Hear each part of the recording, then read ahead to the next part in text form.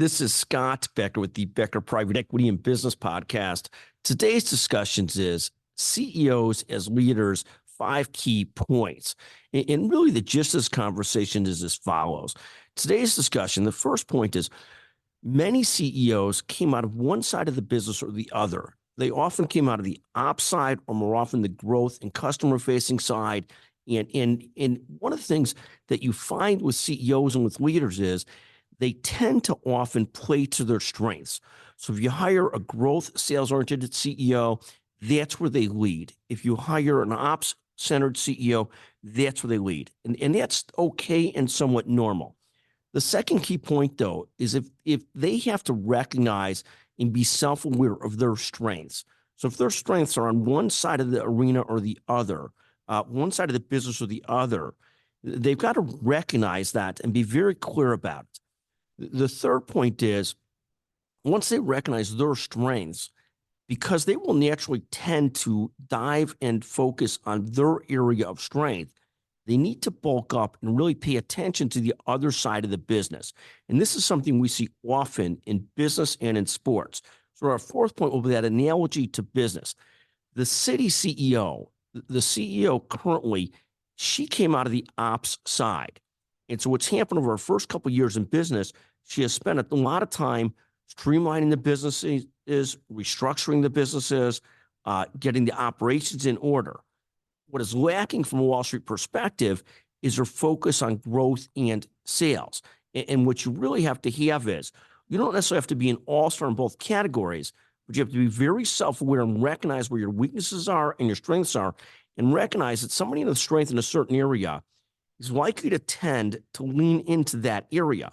Thus, you need to overcompensate almost to lean into or build teams around the other area. We see a very similar thing with sports.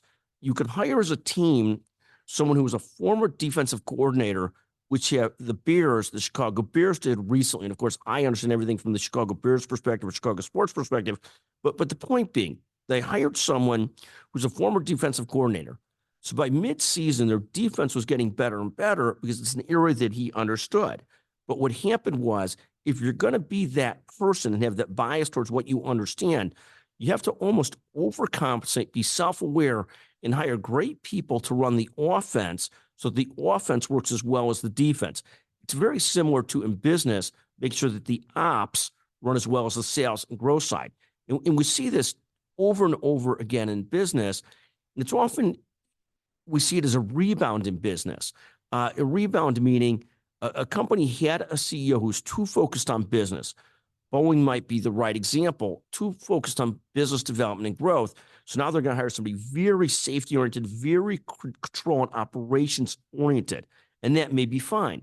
The other side of the equation we see sometimes is a company gets so mired in sort of stagnant sales growth, their operations run fine, but they're not growing the business. So the next leader becomes someone really focused on the sales and growth side. The reality is you have to mesh both of them.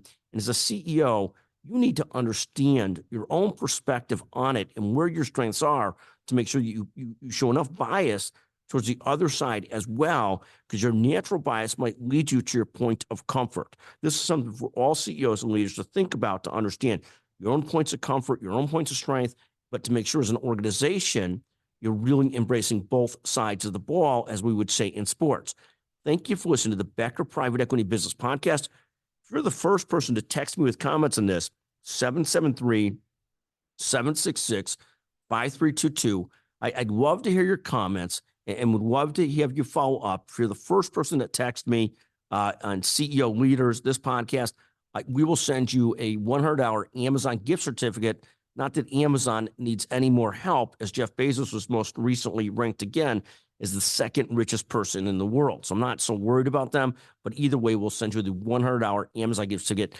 Thank you for listening to the Becker Private Equity Business Podcast.